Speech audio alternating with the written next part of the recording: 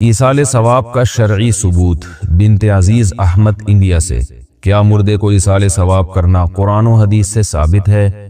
ایک عالم سے سنا ہے کہ رسول اللہ صلی اللہ علیہ وسلم کے زمانے میں بہت سے صحابہ کا انتقال ہوا، لیکن آپ صلی اللہ علیہ وسلم نے کسی کے لیے ایصال ثواب کرنے کا اہتمام نہیں کیا، اور صحابہ کرام نے بھی اس پر عمل نہیں کیا۔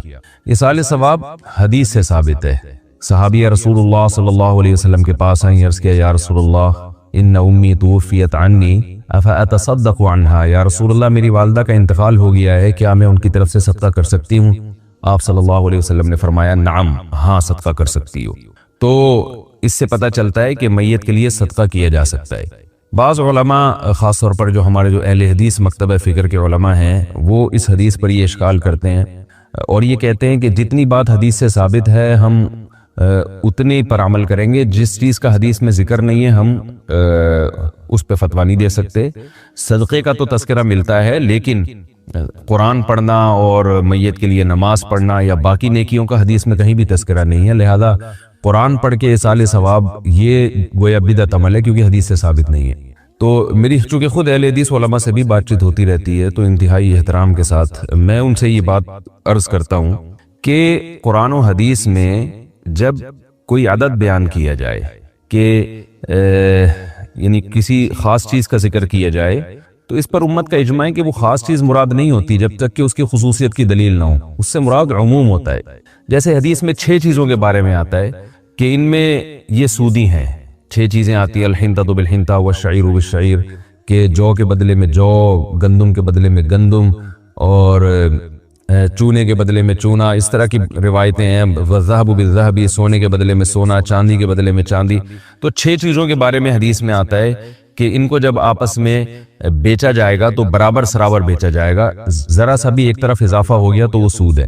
تو چاروں ائمہ اس پر متفق ہیں کہ یہ 6 چیزوں میں انحصار نہیں ہے، بلکہ جو چیزیں بھی ان 6 چیزوں جیسی ہوں گی ان میں بھی ربا کا تحقق ہوگا۔ مثال کے طور پر یہ جو کرنسی ہے جس میں آج ہم لین دین کرتے ہیں، کرنسی کو کرنسی کے بدلے میں بیچنا، اس میں اضافے کے ساتھ اسی ملک کی کرنسی ہو تو آپ 10 روپے دے کر 11 روپے نہیں لے سکتے، یہ حرام ہے، ناجائز ہے، حالانکہ 6 چیزوں میں کرنسی کا تو تذکرہ کہیں بھی نہیں ملتا۔ اب اگر کوئی یہ کہے کہ 1 لاکھ روپے دے کر کسی سے ایگریمنٹ کر کے 1.5 لاکھ روپے لینا جائز ہے، اور حرام کیوں ہے؟ حرام اس لیے ہے کہ جی وہ حدیث میں تو 6 چیزوں کا تذکرہ ہے، کرنسی کا تو تذکرہ ہی نہیں ہے، تو ظاہر ہے یہ 100% غلط بات ہوگی، یہ فتویٰ بالکل غلط ہوگا۔ حدیث میں تذکرہ ہے، صراحتاً نہیں ہے، دلالتاً ہے۔ بعض چیزیں الفاظ سے ثابت ہوتی ہیں، بعض دلالت سے ثابت ہوتی ہیں۔ اس کی اور مثال قرآن مجید میں آتا ہے وَلَا تَقُلْ لَهُمَا اُفٍّ، ماں باپ کو اف بھی مت کرو۔ اب اس میں کوئی یہ کہے کہ قرآن نے اف کرنے پر پابندی لگائی ہے، جوتے مارنے کا تو کوئی تذکرہ نہیں ملتا، لہذا معاذ اللہ جوتے مارنا جائز ہے، تو یہ کہا جائے گا بھائی جب اف کرنا حرام ہے، اس کی وجہ یہ ہے، اس کی علت یہ ہے کہ اس سے تکلیف ہوتی ہے، تو اس سے پتہ چلتا ہے کہ جوتے مارنا بھی بطریق اولا حرام ہے، کیونکہ اس سے تو اور زیادہ تکلیف ہوتی ہے۔ تو یہ کہنا کہ حدیث میں تذکرہ نہیں ہے یہ غلط ہے، حدیث میں تذکرہ ہے، لیکن آپ دلالت النص سے پتہ چلتا ہے، آپ غور کریں گے، تفکر کریں گے تو آپ کو ملے گا حدیث میں۔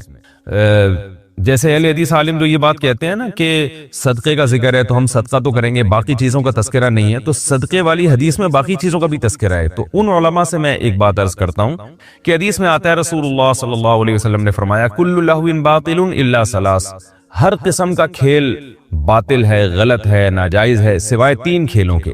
اس میں ملاعبۃ الرجل اہلہا، زوجہ سے دل لگی کرنا، اور گھڑ سواری اور تیر اندازی، یہ 3 چیزیں آپ صلی اللہ علیہ وسلم نے بتائیں۔ تو کیا آپ بتائیں کہ کیا ان 3 چیزوں کے علاوہ تمام کھیل حرام ہو گئے؟ کرکٹ کھیلنا بھی حرام ہو گیا، فٹ بال کھیلنا بھی حرام ہو گیا، اور اگر کوئی یہ دلیل دے کہ کرکٹ کھیلنا بھی حرام ہے، فٹ بال کھیلنا بھی حرام ہے، بیڈمنٹن کھیلنا بھی حرام ہے، اور دلیل یہ دے کہ حدیث میں صرف 3 چیزوں کا تذکرہ ہے، تیر اندازی، گھڑ سواری اور زوجہ کے ساتھ دل لگی، تو جب 3 چیزوں کا تذکرہ ہے تو چوتھی چیز اگر کوئی کہے گا کہ وہ حلال ہے تو اپنی طرف سے وہ حلال کر رہا ہے، اور قرآن میں آتا ہے کہ اپنی طرف سے چیزوں کو حلال و حرام مت کرو، تو قرآن کی آیتیں تو بہت پڑھ لی جائیں گی، لیکن یہ آیتیں غلط جگہ پڑھی جا رہی ہیں، یہ ان کا موقع نہیں ہے۔ اس لیے کہ علماء یہ کہتے ہیں کہ حدیث میں جب 3 چیزوں کو، 3 کھیلوں کو حلال کر دیا تو اس کی وجہ دیکھی جائے گی، علت دیکھی جائے گی کہ علت کیا ہے جس کی وجہ سے ان 3 کھیلوں کو حلال قرار دیا ہے۔ وہ علت ہے کہ ان 3 کھیلوں میں فائدہ ہے، جسمانی فائدہ بھی ہے، روحانی فائدہ بھی ہے، اور جہاد میں کام بھی آ سکتے ہیں۔ تو پتہ یہ چلا کہ ہر وہ کھیل جس میں کوئی جسمانی ایکٹیویٹی ہو، جسمانی فائدہ ہو، یا اس کو کسی بھی لحاظ سے صحت سے فائدہ ہو رہا ہو، تو وہ کھیل جائز ہوگا اسلام میں۔ تو اس میں فٹ بال بھی آ گیا کہ آپ ظاہر ہے فٹ بال کھیلتے کھیلتے آدمی خود فٹ بال بن جاتا ہے، اتنی اس میں ایکسرسائز ہوتی ہے، اور بیڈمنٹن بھی آ گیا، اس میں بھی ایکسرسائز ہوتی ہے. تو کوئی بھی کھیل اچھی نیت سے کھیلا جائے گا وہ جائز ہوگا. اب اس میں یہ حدیث کا مطالبہ کرنا کہ 3 چیزیں تو حدیث میں آتی ہیں، چوتھی چیز انہوں نے اپنی طرف سے نکال لی ہے، تو یہ غلط مطالبہ ہوگا. تو اب اس طرح سے یہ سمجھیں کہ جب حدیث میں یہ آ گیا کہ صحابیہ رسول اللہ صلی اللہ علیہ وسلم سے پوچھ رہی ہیں کہ میں اپنی ماں کی طرف سے صدقہ کر سکتی ہوں، آپ نے فرمایا ہاں، تو اس سے صدقہ ایک نیکی ہے.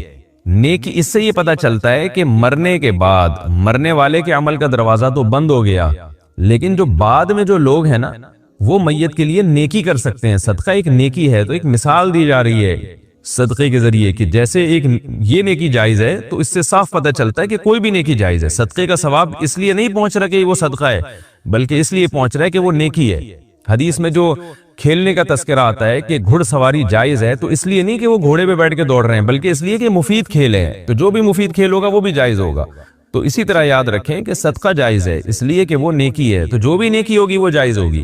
تو اس لیے اس میں تلاوت بھی آئے گی، اور کوئی بھی نیکی کا کام کیا جا سکتا ہے میت کے لیے. اور یہ جو حدیث میں آتا ہے کہ اذا مات ابن آدم انقطع عملہ الا من ثلاث، کہ جب انسان کی موت واقع ہوتی ہے تو اس کا عمل ختم ہو جاتا ہے سوائے 3 چیزوں کے. ان 3 چیزوں میں آپ صلی اللہ علیہ وسلم نے تذکرہ کیا: صدقۃ جاریہ او ولد صالح یدعو له او علم ينتفع به، کہ 3 چیزیں جاری رہتی ہیں: صدقہ جاریہ، اور وہ علم جس سے لوگ فائدہ اٹھائیں، اور نیک اولاد جو اس کے لیے دعا کرے.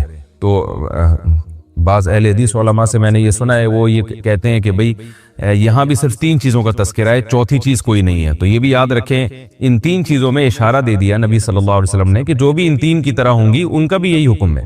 تو صدقہ جاریہ میت کر کے جاتی ہے اور اس کا ثواب میت کو ملتا ہے.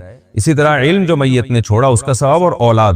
اب آپ مجھے بتائیں، اولاد جو دعا کرے گی میت کے لیے اس کا ثواب میت کو پہنچے گا. تو اس سے پتہ چلتا ہے کہ انقطع عملہ، میت کا جو اپنا عمل ہے، اپنا عمل، اس عمل میں اولاد بھی داخل ہے، وہ منقطع ہو جاتا ہے سوائے 3 چیزوں کے. تو کسی دوسرے کا عمل بھی میت کے لیے منقطع ہو جاتا ہے، اس کا حدیث میں تذکرہ نہیں ملتا، بلکہ دوسری حدیث میں ملتا ہے کہ وہ جاری رہتا ہے. تو جیسے نبی صلی اللہ علیہ وسلم قیامت کے دن شفاعت کریں گے، یا کسی کے دنیا سے جانے کے بعد جو لوگ اس کے لیے دعا کرتے ہیں. اب دیکھیں حدیث کے ظاہر کو اگر لینا ہے نا، تو حدیث میں تو آتا ہے کہ میت کی اولاد جو میت کے لیے دعا کرے وہ فائدہ ہوتا ہے. تو کیا مطلب کوئی اور دعا کرے گا تو فائدہ نہیں ہوگا؟ اس سے صاف پتہ چلتا ہے کہ جو 3 چیزیں حدیث میں بیان ہو رہی ہیں، 3 میں مقصد حصر نہیں ہے، کہ انحصار نہیں ہے کہ یہی 3، اس کے علاوہ بھی ہیں بہت ساری. تو یہ تو 3 سے تو آپ صلی اللہ علیہ وسلم نے اشارہ کر دیا. تو اس لیے راجح قول ہماری رائے میں یہی ہے کہ میت جب دنیا سے جاتی ہے تو کوئی بھی نیکی کر کے اس کو ثواب پہنچایا جا سکتا ہے. ہاں، یہ جو ایک اشکال کیا کہ رسول اللہ صلی اللہ علیہ وسلم سے کہاں ثابت ہے کہ کسی کے لیے آپ صلی اللہ علیہ وسلم نے ایصال ثواب کیا ہو، یا صحابہ سے کہاں ثابت ہے؟ تو یاد رکھیں، اجتماعی سطح پہ ایصال ثواب کا اہتمام کرنا یہ بدعت ہے. کیونکہ رسول اللہ صلی اللہ علیہ وسلم نے اگر اجتماعی سطح پہ یہ کام کیا ہوتا، میت کے ثواب پہنچانے کے لیے کوئی کام کیا ہوتا، یا صحابہ نے کیا ہوتا، تو یقیناً وہ چھپتا نہیں پھر لوگوں سے. تو اسی وجہ سے ہم یہ کہتے ہیں کہ اجتماعی سطح پہ قرآن خوانی کرنا میت کو ثواب پہنچانے کے لیے، اجتماعی سطح پہ کوئی عمل کرنا، یہ بالکل بدعت ہے. کیونکہ اجتماعی سطح پہ اگر کوئی عمل ہوتا تو صحابہ سے وہ ثبوت ہوتا، یعنی وہ چھپتا نہیں ہم سے. صحابہ نے کیا ہوتا تو یقیناً اس کو دیکھنے والی ایک جماعت ہوتی ہے، کچھ چند لوگ ہوتے وہ نقل کرتے. تو نقل نہیں ہے تو اس کی علامت ہے کہ اجتماعی سطح پہ ثابت نہیں ہے. باقی رہا انفرادی مسئلہ، تو انفرادی سطح پہ جب ایصال ثواب کیا جاتا ہے تو دل میں محض نیت کی جاتی ہے کہ میں یہ عمل کر رہا ہوں، اے اللہ اس کا ثواب میت کو پہنچا دے. تو یہ چیز چھپی ہوئی چیز ہے. اس کے بارے میں یہ کہنا کہ نبی یا صحابہ سے ثابت نہیں ہے، تو ثابت اس لیے نہیں ہے کہ یہ چھپا ہوا عمل ہے. کوئی بھی صحابہ اور نبی صلی اللہ علیہ وسلم سے نیک عمل ثابت ہے. اب نیک عمل میں آپ کی نیت کیا ہے کہ یہ میت کو ثواب ملے یا نہ ملے، یہ نیت تو تھوڑی کوئی بیان کرے گا. یہ نیت تو نقل نہیں ہوگی نا، یہ تو دل کا حال ہے. نقل تو وہ عمل ہوتا ہے جو ساری دنیا دیکھ رہی ہو. تو یہ عمل نقل نہیں ہوا، تو نقل نہ ہونا یا روایت میں یا حدیث میں اس کا تذکرہ نہ ہونا، اس کی علامت نہیں ہے کہ صحابہ یا نبی نے یہ عمل کیا ہی نہیں ہے سرے سے. یہ اس کی علامت نہیں ہے. ہاں، اجتماعی سطح پہ کیا ہوتا تو ضرور نقل ہوتا، کیونکہ وہ ساری دنیا دیکھتی ہے. کوئی شخص نیکی کر کے اس کی ویڈیو بنا لے تو اب تو ثواب کم ہو جاتا ہے. نیکی کر کے اگر ویڈیو بنائی ہے تو کیوں بنائی ہے یہ دیکھا جائے گا. اگر لوگوں کو موٹیویٹ کرنے کے لیے، لوگوں کی ترغیب دینے کے لیے یہ کام کیا ہے تو سبحان اللہ. قرآن کہتا ہے نا جو لوگ اللہ کی راہ میں اپنا مال خرچ کرتے ہیں سرن و علانیتن، لوگوں کو دکھا کے بھی اور خفیہ بھی، تو مال جب چھپ کے خرچ کرتے ہیں، تصدقہ بیمین، دائیں ہاتھ سے صدقہ کیا، حتی لا تخفى حتی لا تعلم شمالہ ما تنفق یمینہ، کہ اس کے بائیں ہاتھ کو بھی پتہ نہ ہو کہ دائیں نے کیا خرچ کیا ہے، تو اس پہ بھی اخلاص کا ثواب ملتا ہے۔ لیکن قرآن کہتا ہے لوگوں کو دکھا کے بھی خرچ کرو، کیونکہ دکھا کے خرچ کرو گے تو لوگوں کو ترغیب ہوگی۔ تو ریا دل کی کیفیت کا نام ہے، اب دل میں کس کے کیا ہے یہ اللہ ہی بہتر جانتا ہے۔ ہمیں تو حکم یہی ہے کہ کوئی بھی اگر دکھا کے نیکی کر رہا ہے تو ہم یہ سمجھیں کہ وہ لوگوں کو ترغیب دینے کے لیے دکھا رہا ہے تاکہ لوگ بھی کریں، تو اس لیے دکھا کے بھی کر سکتے ہیں نیکی، چھپا کے بھی کر سکتے ہیں، آپ کے دل کی بات ہے۔ ہاں اگر دکھایا اس لیے تاکہ لوگ تعریف کریں، لوگ کہیں واہ واہ بڑا نیک آدمی ہے، تو پھر یہ ریاکاری ہے بھائی، پھر جائز نہیں ہے۔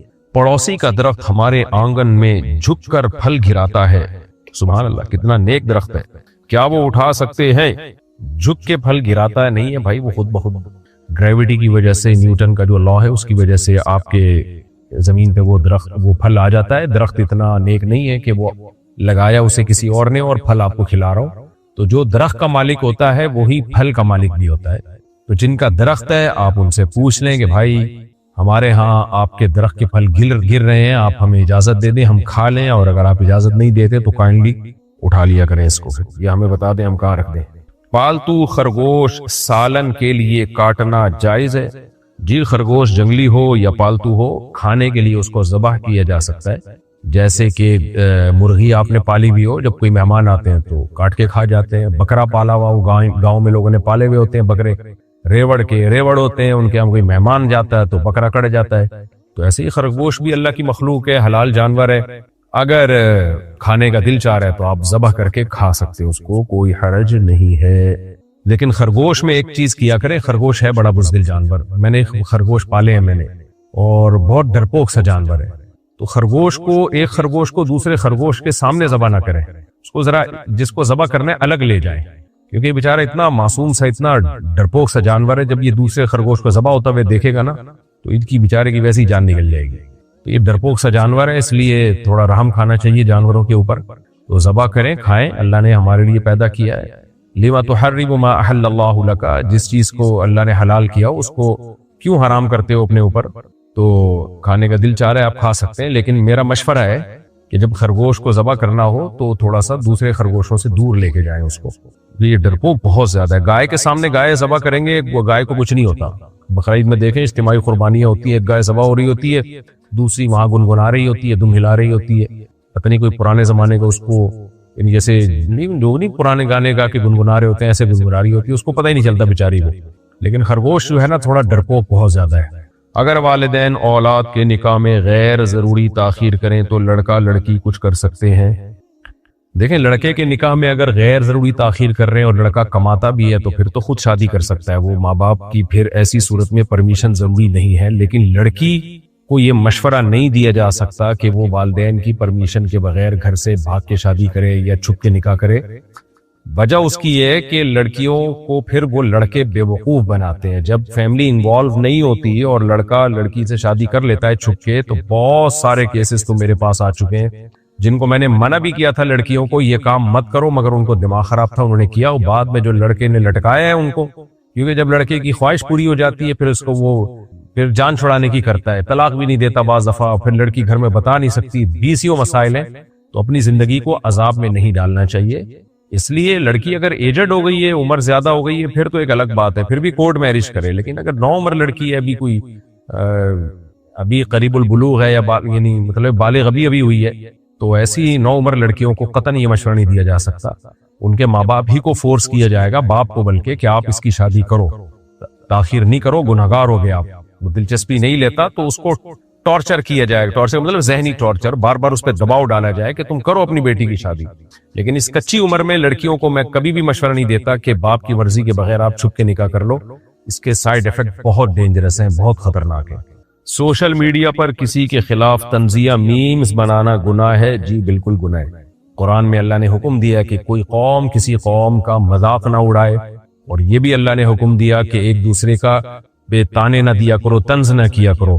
تو آج کل میمز بنا کے لوگوں کو بہت بے عزت کیا جاتا ہے، بہت عزتیں اچھالی جاتی ہیں، یہ طریقہ ٹھیک نہیں ہے۔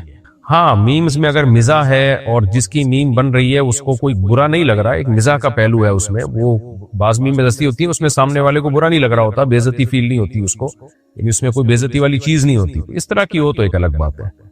میسج کرنا درست ہے السلام علیکم غیر محرم کو، یعنی سوال انہوں نے پوچھا غیر محرم کو السلام علیکم کا میسج کرنا درست ہے؟ غیر محرم سے اگر کسی ضرورت سے بات کرنی پڑے تو پھر سلام کر سکتے ہیں، چاہے میسج ہو یا زبان سے ہو، بلا وجہ خام خام میں السلام علیکم کر کے اس کو اپنی طرف متوجہ کرنا یہ ٹھیک نہیں ہے۔ والد کے انتقال کے بعد قرضہ اتارنے کی ذمہ داری کس کی بنتی ہے؟ والد پر اگر قرضہ تھا تو ان کی وراثت سے قرضہ ادا کیا جائے گا، پہلے وراثت میں سے قرضہ ادا ہوگا پھر وراثت اولاد میں تقسیم ہوگی، اور اگر والد صاحب نے پیسے ہی نہیں چھوڑے قرضہ ادا کرنے کے لیے تو پھر اولاد پر ابا کا قرضہ ادا کرنا لازم نہیں ہے، یعنی جتنا ابا کا ترکہ ہے وہ قرضے میں جائے گا، تو قرضہ ہو گیا تو ٹھیک ہے، بچ گیا تو بس گیا ہوا، باقی اولاد اپنی خوشی سے اپنے والدین کا قرضہ ادا کر دے تو ایک الگ بات ہے۔ یعنی کسی کا قرضہ شریعت میں کسی دوسرے پر ادا کرنا لازم نہیں ہے، ہر شخص کا قرضہ اس کے مال میں سے ادا کیا جائے گا، اس کا مال اگر اتنا ہے کہ ادا ہو جائے تو ٹھیک ہے، نہیں ہے تو بس آخرت میں ہوگا، پھر وہ دنیا میں نہیں ہوتا۔ البتہ اولاد اپنے باپ پر احسان کرتے ہوئے خوش دلی سے اگر ابا کا قرضہ اپنے پیسوں سے ادا کر دے تو یہ بہت ثواب کی بات ہے، لیکن لازم نہیں ہے۔ عورت اپنے زیور کی زکوٰۃ شوہر سے دلوائے تو وہ ادا ہو جاتی ہے؟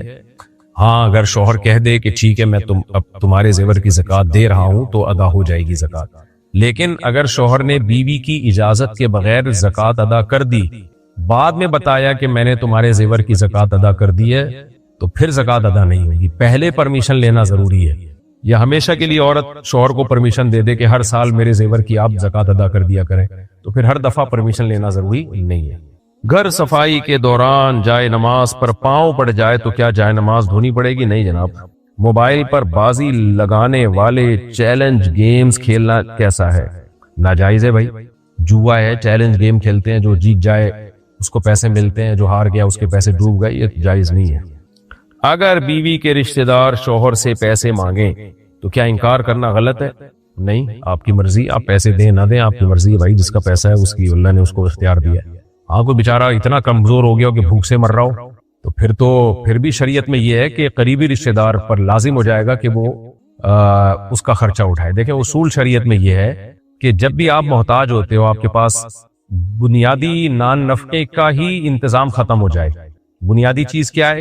خوراک 2 ٹائم کی اور رہائش کا انتظام، یہ 2 چیزیں، اور لباس، یہ 3 چیزیں ہر انسان کی بیسک ضرورت ہے، یعنی جس کو ہم کہتے ہیں روٹی، کپڑا اور مکان، یہ 3 چیزیں بنیادی ضرورت ہیں۔ مکان کا مطلب کوئی لگژری نہیں جہاں تمیز سے عزت کے ساتھ سر چھپانے کی آپ کو جگہ مل جائے، نارمل درجے کا مکان، یہ 3 چیزیں بنیادی ضرورت ہیں۔ اگر کسی کو کمانے کے باوجود وہ 3 چیزیں پوری نہیں ہو پا رہی یا اس کی جاب ہی نہیں لگ رہی ہے تو پھر شریعت میں یہ ہے کہ اس کا خرچہ اس کے وارثین پر آتا ہے، یعنی دیکھا جائے گا یہ اگر مر جائے تو اس کے وارثین کو کتنی وراثت ملتی اس کی وراثت میں سے، تو جو اس کے وارث بن رہے ہیں ان پر اس کا نان نفقہ واجب ہو جائے گا۔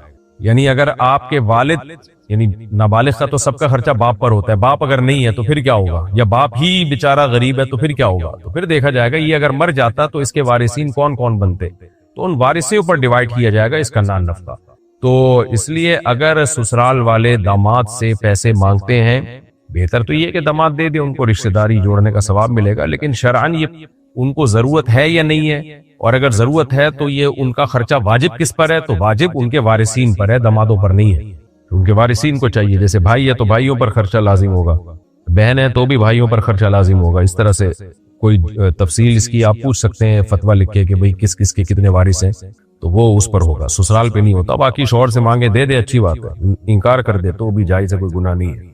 والدین بچوں کی جیب خرچ میں سے پیسے واپس لے سکتے ہیں؟ اس نیت سے واپس لے سکتے ہیں کہ ہم بچوں کے پیسے بچوں ہی پہ بعد میں خرچ کر دیں گے، لوٹا دیں گے، والدین تو خرچ کر ہی رہے ہوتے، اس نیت سے لے سکتے ہیں، ورنہ اصول شریعت میں یہی ہے کہ نابالغ کا مال کوئی بھی نہیں کھا سکتا، نہ ماں باپ نہ کوئی اور، لیکن ماں باپ اس نیت سے لے سکتے ہیں، قرض کی نیت سے کہ ہم پھر یہ بچوں ہی پہ لوٹائیں گے، اور لوٹا دیتے ہیں، ماں باپ تو زیادہ خرچ کرتے ہیں۔ کسی نے قرض لے کر واپس نہ کیا اور وہ مر گیا تو اب کیا شرعی حکم ہے؟ بہت بری موت ہے، اللہ ہم سب کو بچائے۔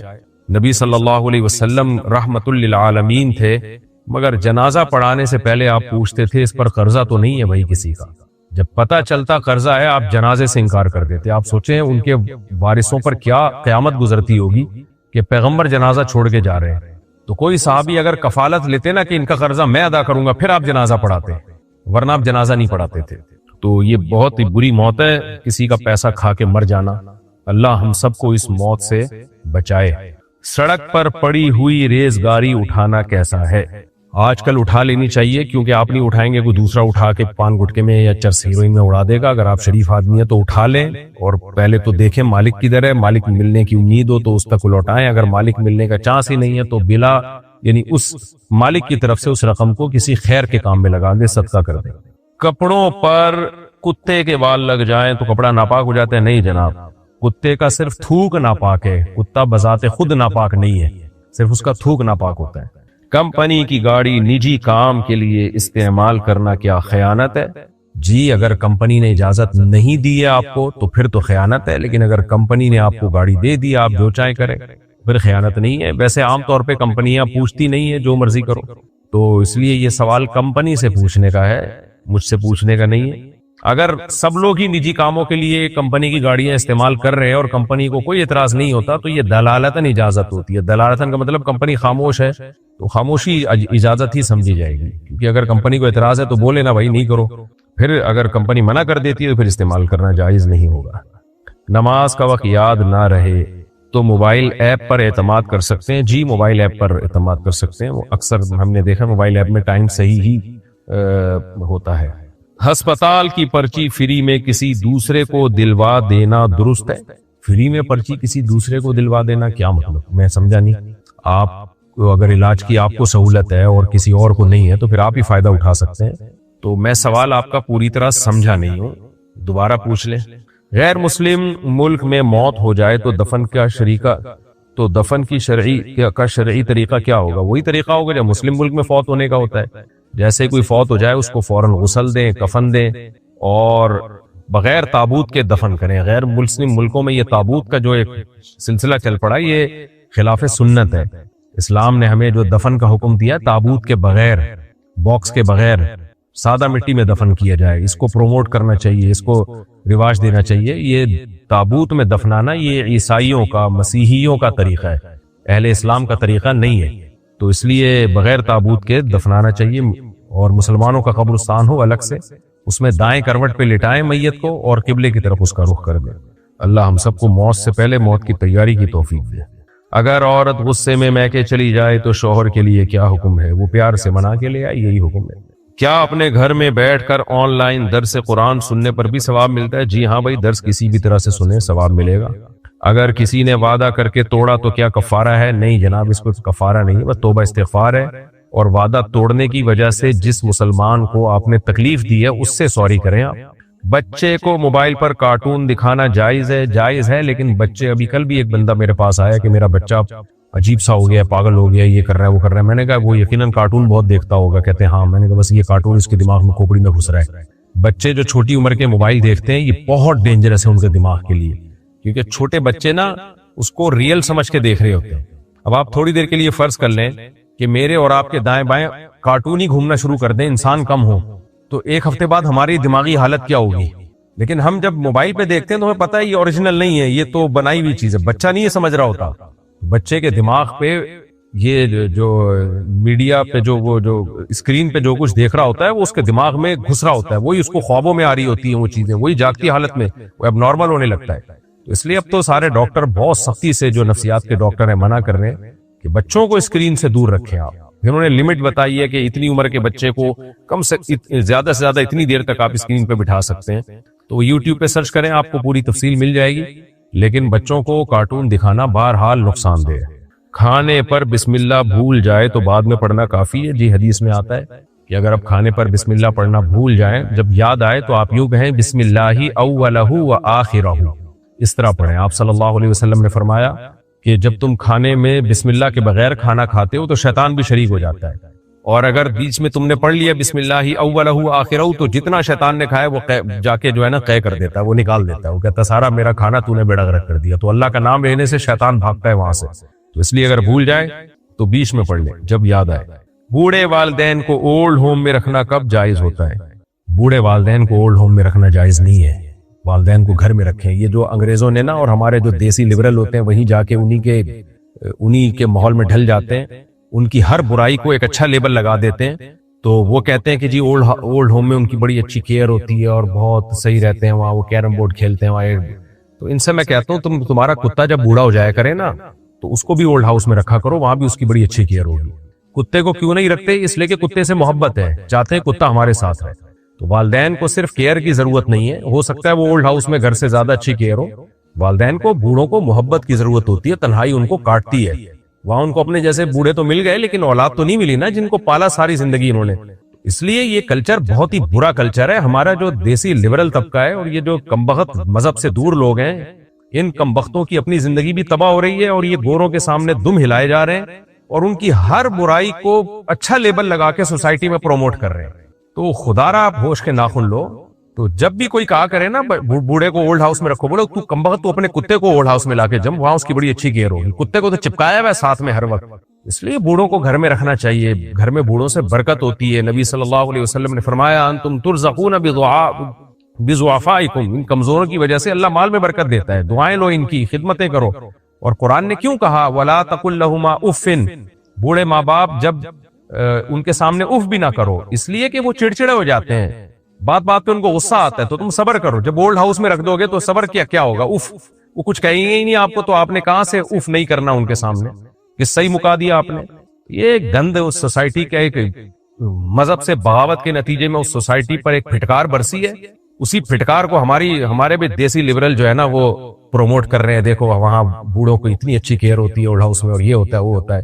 تو اللہ یعنی لعنت بھیجا کرو اس کلچر کے اوپر، جو ان لوگوں نے، ان کمبختوں کو پتہ ہی نہیں ہے کہ اسلامی کلچر ہے کیا، مسلمانوں کے ہاں بوڑھے کتنے خوش عیشی والی زندگی گزارتے ہیں۔ ان کمبختوں نے، جاؤ میں تو دیہاتوں میں جا کے دیکھو، وزیرستان میں، کے پی کے میں، بلوچستان میں، جتنا پسماندہ علاقہ ہوگا نا، بوڑھا اتنی عیاشی کرے گا اس علاقے میں مذہب کی وجہ سے۔ اور جتنے ہمارے یہاں ایجوکیٹڈ اور پڑھے لکھے لوگ آ رہے ہیں نا، کیونکہ مذہب سے دور ہیں، یونیورسٹیوں مذہب تو سکھایا نہیں جا رہا، اتنا ہی بوڑھوں کے ساتھ ناانصافی کر رہے ہوتے ہیں یہ۔ اس سے وہ ہمارے دیسی لوگ جو تعلیم سے دور ہیں، خدا کی قسم ان میں انسانیت زیادہ ہے۔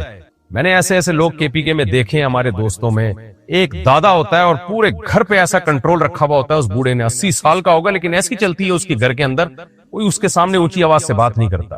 لوگ اکرام کرتے ہیں، عزت کرتے ہیں کہ ہمارے دادا ہیں، ہمارے بڑے ہیں، ہمارے بوڑھے ہیں، ان کو عزت ملتی ہے، سربراہ بنایا جاتا ہے۔ انگریز نے تو، کیونکہ مذہب سے بغاوت ہے نا، اللہ جب سوسائٹی سے نکل گیا تو انسانیت تباہ و برباد ہو گئی۔ بس وہ تھینک یو رہ گیا تھوڑا بہت، جو نائس ٹو میٹ یو اور یہ اسٹائل وسائل رہ گئے، سڑکیں وڑکیں صاف ہو گئی، باقی انسانیت کا تو جنازہ نکل چکا ہے وہاں پہ۔ اس پہ تو میں تقریریں کرتا رہتا ہوں، زیادہ میں کیا اس پہ بولوں۔ تو اس لیے یہ بالکل ناجائز ہے بوڑھے ماں باپ کو اولڈ ہاؤس میں جمع کرانا۔ آپ اپنے گھر میں رکھیں، ان کی خدمت کریں۔ اور اگر آپ یہ سمجھتے ہیں کہ میں اکلوتا ہوں، کمبختوں نے آج کل نسلیں بھی تو روک دی ہے نا۔ پہلے ایک ماں 6 بچے پالتی تھی، پھر بڑھاپے میں 6 بچے مل کو اس اکیلی کو پالتے تھے، وہ عیش کرتی تھی۔ آج ماؤں نے بھی ایک آدھ بچہ، تو وہ ایک بچہ جو ہے نا وہ کیا کرے گا؟ وہ کمائے گا یا ان کی خدمت کرے گا؟ یہ بھی ایک نسل ختم ہونے کا ایک عذاب آیا ہوا ہے ہمارے اوپر۔ تو اب بہرحال اکلوتا ہو، کوئی خدمت والا نہیں ہے، تو پھر گھر میں خدمت کے لیے ملازم رکھ لے۔ اولڈ ہاؤس میں جمع کرانے سے بہتر ہے گھر میں رکھے، وہاں کوئی جاب تنخواہ پہ ملازم رکھ لے کہ میں صبح سے شام تک گھر سے باہر ہوتا ہوں۔ شادی کرے نا ماں کی خدمت کے لیے۔ جابر بن عبداللہ رضی اللہ تعالی عنہ نے شادی کی تھی ایجڈ خاتون سے، بخاری کی حدیث ہے، اس لیے کہ ان کی چھوٹی بہنیں تھیں، ان کو پالنے والا کوئی نہیں تھا، تو انہوں نے شادی اس میچور خاتون سے کی، طلاق یافتہ سے کی، کہ میری بہنوں کو سنبھالے گی۔ تو شادی کا ایک مقصد یہ بھی ہوتا ہے کہ بھئی میری بہن کو سنبھال لے گی، میری ماں کو سنبھال لے گی، میرے باپ کو سنبھال لے گی۔ اب تو شادی کا مقصد سیکس کے علاوہ کچھ بچا ہی نہیں ہے۔ تو یہ سارے جب سسٹم ہوتا ہے، فیملی اور خاندانی نظام ہوتے ہیں، تو جو ہے یہ سب چیزیں چل رہی ہوتی ہیں سوسائٹی میں۔ انگریز کا تو کمبخت کا فیملی سسٹم ہی تباہ و برباد ہو گیا، وہی گند ہماری سوسائٹی میں بھی آ رہا ہے۔ ہمارے یہ جو دیسی لبرل ہیں اسی کی تعریفیں کر رہے ہوتے ہیں، تو اللہ ہمیں اس عمل سے بچا کے رکھے۔ تو اس لیے ماں باپ کو گھر میں رکھیں۔ اگر آپ اکیلے ہیں، خدمت نہیں کر سکتے، ایک شادی اور کر لیں ماں کی۔ اگر آپ کی بیگم خدمت نہیں کر رہی ہے نا، سنبھال نہیں رہی ہے، تو بیگم سے بولے ٹھیک ہے میں تمہیں الگ گھر لے کے دیتا ہوں، اماں کی خدمت کے لیے میں ایک شادی اور کر رہا ہوں۔ اور جہاں شادی کریں اس کو پہلے بتا دیں، بھائی میں کر اس لیے رہا ہوں کہ میرے ماں باپ کی تم نے خدمت کرنی ہے، ان کی خدمت والا کوئی نہیں ہے۔ انشاءاللہ خاندانی لڑکی آپ کو مل جائے گی۔ اور اگر یہ نہیں کر سکتے، ہمت نہیں ہے، تو پھر کوئی ملازم رکھ لیں ان کے لیے تنخواہ پہ، لیکن ان کو خدا کے لیے اپنے گھر سے نہ نکالیں. بہت ہی لانتی عمل ہے. اور پھر بھی کسی دیسی لبرل کو جو وہاں جا کے یورپ میں جا کے ولاگ بناتا ہے کہ یہاں گورے اولڈ ہاؤس میں رکھتے ہیں، دیکھیں ایکچولی کر کے ٹوپی ڈرامہ بکواس کرتا ہے وہ کہ دیکھیں کتنی کیئر ہوتی ہے، تو اس سے بولے تو اپنے کمبخت اپنے کتے گورے سے بول اپنا کتا بوڑھا ہو جائے نا، اس کتے کو جمع کرا دے اولڈ ہاؤس میں جا کے. تو وہ نہیں کبھی کرائے گا کتے کو، کتا ہمیشہ اس کے ساتھ بستر پہ سوئے گا، اس لیے نہیں کرائے گا، کتے سے محبت ہے. اللہ ہدایت دے. مسجد میں چندے کے پیسے سے انتظامیہ لنچ کرے تو کیسا ہے؟ لا حول ولا قوت الا باللہ. بالکل جائز نہیں ہے. چندے کے پیسے سے انتظامیہ کے لیے لنچ کرنا بالکل بھی جائز نہیں ہے. چندے کے پیسے مسجد میں لگیں گے، پنکھے میں لگیں گے، گیس بجلی کے بل میں لگے گا، انتظامیہ کی دعوتوں میں کیوں لگے گا بھائی؟ غیر محرم سے آنکھ مل جائے تو کیا گناہ لکھا جاتا ہے؟ غیر اختیاری طور پہ آنکھ ہی کیوں ملی ہے بھائی؟ اس کی آنکھوں سے آنکھیں کیوں ملی؟ غیر اختیاری طور پہ کبھی چہرے پہ نظر پڑ جاتی ہے، کبھی باڈی پہ نظر پڑ جاتی ہے، ڈائریکٹ آنکھوں پہ جا کے اتنا زبردست نشانہ کیوں ہے آپ کا؟ بہرحال غیر اختیاری طور پر اگر نظر پڑ گئی ہے تو جائز، معاف ہے، یعنی گناہ نہیں ہے اس میں. سونے کی انگوٹھی، یہ دیکھو غیر اختیاری بھی ڈائریکٹ آنکھ سے آنکھ ٹکرائی ہے جا کے. سونے کی انگوٹھی پہننے والے مرد کی نماز قبول ہوتی ہے؟ مکروہ تحریمی ہے سونے کی انگوٹھی پہن کے نماز پڑھنا، جائز نہیں ہے. فرض تو ادا ہو جائے گا لیکن نماز کی برکت ختم ہو جائے گی. اس لیے اگر اول تو سونا پہننا مرد کے لیے حرام ہے، ناجائز ہے. اگر کسی نے پہنا ہوئی ہے تو کم از کم نماز کے وقت اس کو اتار دے.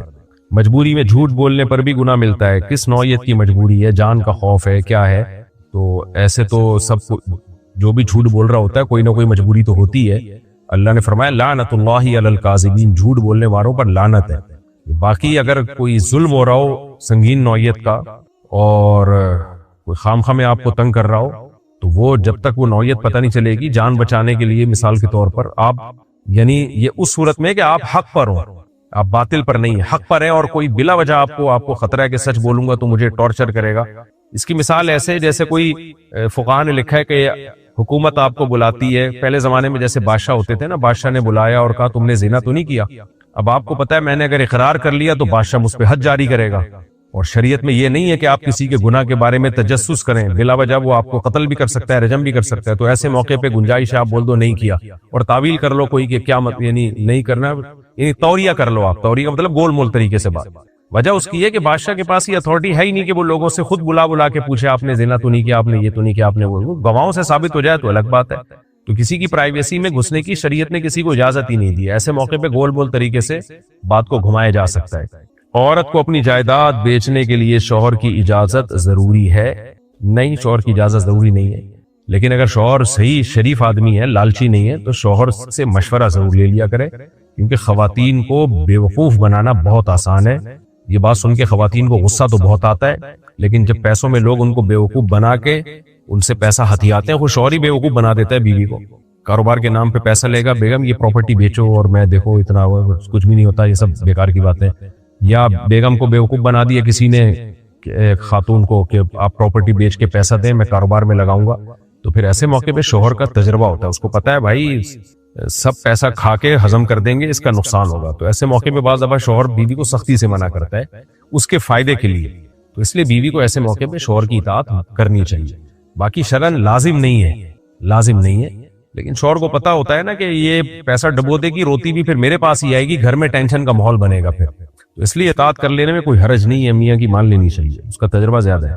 ماں کو چھوڑ کر عمرے پر جانا بہتر ہے یا خدمت؟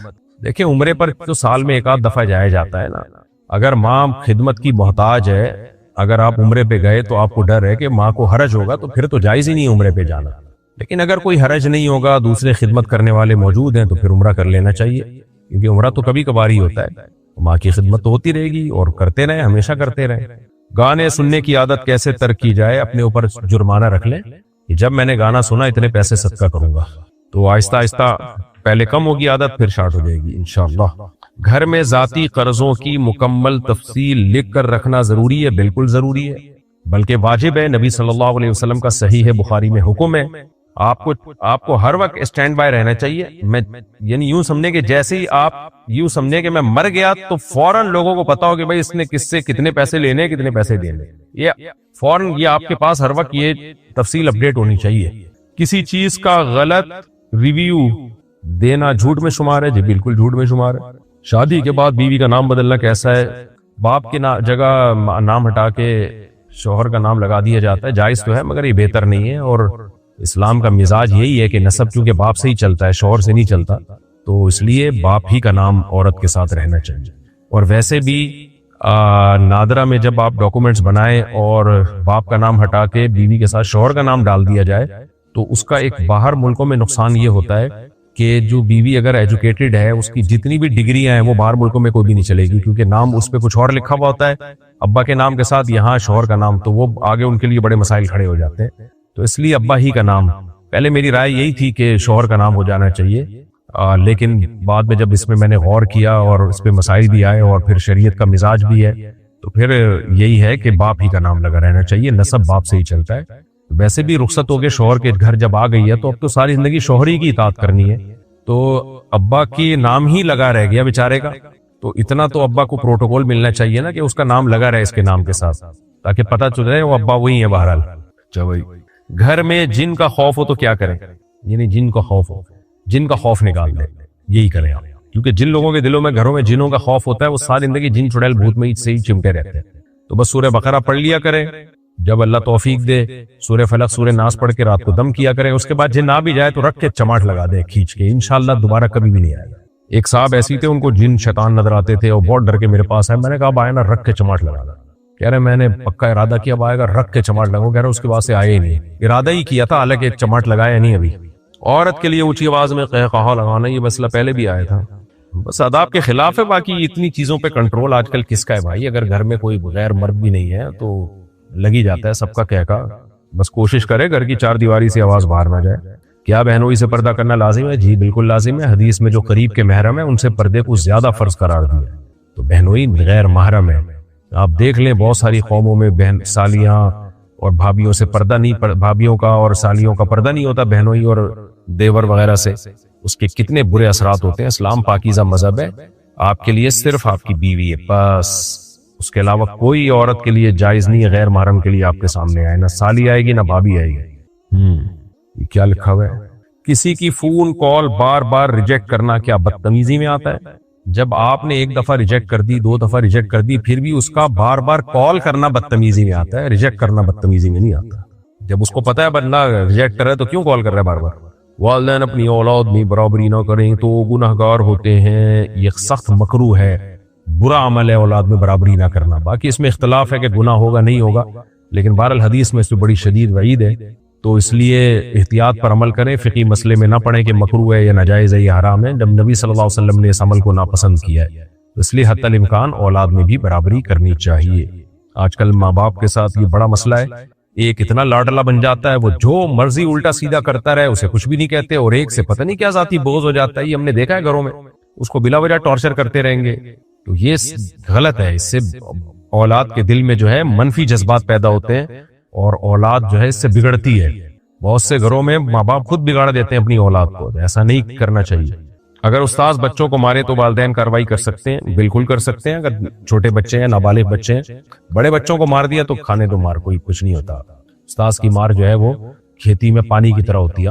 نابالغ بچے کو اگر مارا ہے بچے کے سامنے تو استاذ کو نہ ڈانٹیں، لیکن الگ سے لے جا کے استاذ کو بول دیں کہ بچے کو مارنا تو دور کی بات، ہاتھ بھی ٹچ کرنے کی آپ کو اجازت ہے، بچے کے سامنے نہ کریں کیونکہ بچے کے دل سے پھر استاذ کا احترام نکلتا ہے۔ الگ سے لے جا کے بول دیں کہ ہم نے کیمرے ویمرے، ایسے ہی مدرسوں میں داخل کریں یا ایسے ہی اسکولوں میں جہاں کیمرے لگے ہوئے، بولیں آپ کو ہاتھ ٹچ کرنے کی بھی اجازت نہیں ہے، مارنا تو دور کی بات، بچہ پڑھنے کے لیے دیا ہے، محبت سے پڑھا سکتے ہیں پڑھائیں، ورنہ چھوڑ دیں آپ، ہم کہیں اور پڑھوا لیں گے، تو ہاتھ بھی نہ لگانے دیں اس کو۔